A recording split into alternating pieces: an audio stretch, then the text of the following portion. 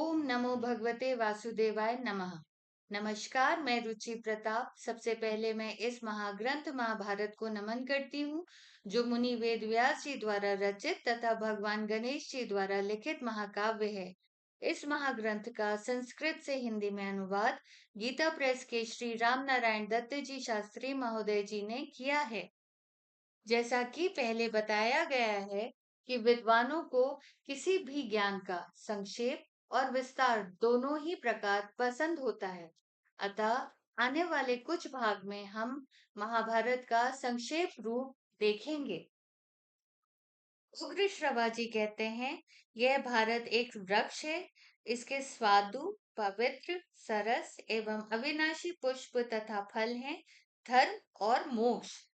उन्हें देवता भी इस वृक्ष से अलग नहीं कर सकते। अब मैं उन्हीं का वर्णन करूंगा। पहले की बात है, शक्तिशाली धर्मात्मा श्री कृष्ण द्वैपायन व्यास जी ने अपनी माता सत्यवती और परम ज्ञानी गंगा पुत्र भीष्म पितामह की आज्ञा से विचित्र वीर की पत्नी अंबिका आदि के गर्भ से अग्नियों के समान तेजस्वी 3 कुरुवंश पुत्र उत्पन्न किए, जिनके नाम हैं धृतराष्ट्र, पांडु और विदुर। इन 3 पुत्रों को जन्म देकर परम ज्ञानी व्यास जी फिर अपने आश्रम पर चले गए। जब वे तीनों पुत्र वृद्ध हो परम गति को प्राप्त हुए, तब महर्षि व्यास जी ने इस मनुष्य लोक में महाभारत का प्रवचन किया।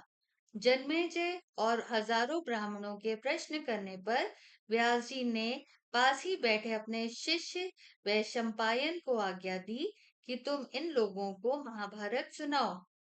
वैशंपायन याज्ञिक सदस्यों के साथ ही बैठे थे।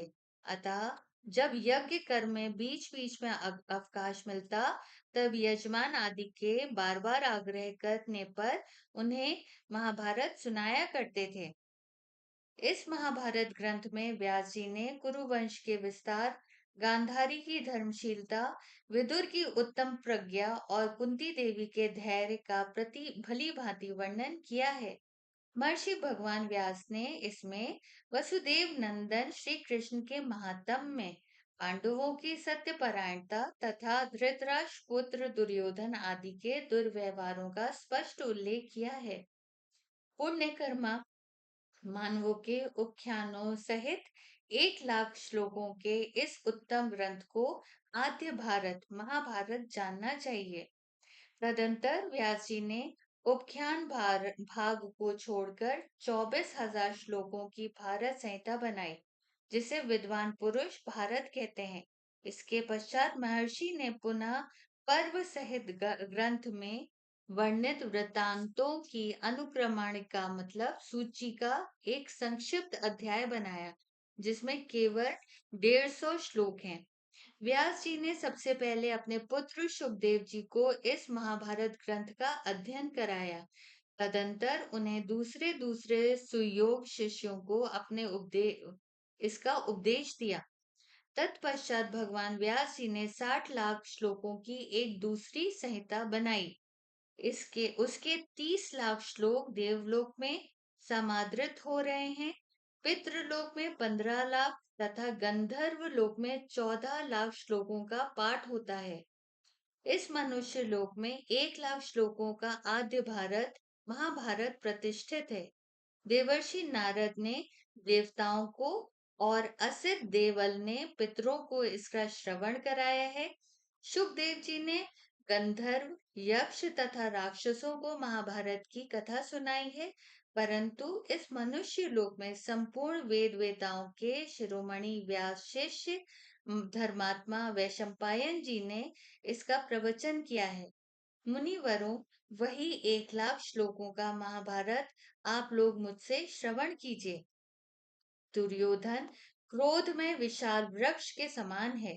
कर्ण स्कंद, शकुनी शाखा और दुशासन समृद्ध फल पुष्प है। ज्ञानी राजा धृतराष्ट्र ही इसके मूल हैं। युधिष्ठिर धर्म में विशाल वृक्ष हैं। अर्जुन स्कंद, भीमसेन शाखा और माद्री नंदन इसके समृद्ध फल पुष्प हैं। श्री कृष्ण वेद और ब्राह्मण ही इस वृक्ष के मूल जड़ हैं। महाराज पांडु अपनी बुद्धि और पराक्रम से अनेक देशों पर विजय पाकर हिंसक मृगों को मारने के स्वभाव वाले होने के कारण ऋषि मुनियों के साथ वन में ही निवास करते थे। एक दिन उन्होंने मृग रूपधारी महर्षि को मैथुन काल में मार डाला। इससे वे बड़े बड़े भारी संकट में पड़ गए। ऋषि ने यह श्राप दे दिया कि स्त्री सहवास करने पर तुम्हारी मृत्यु हो जाएगी।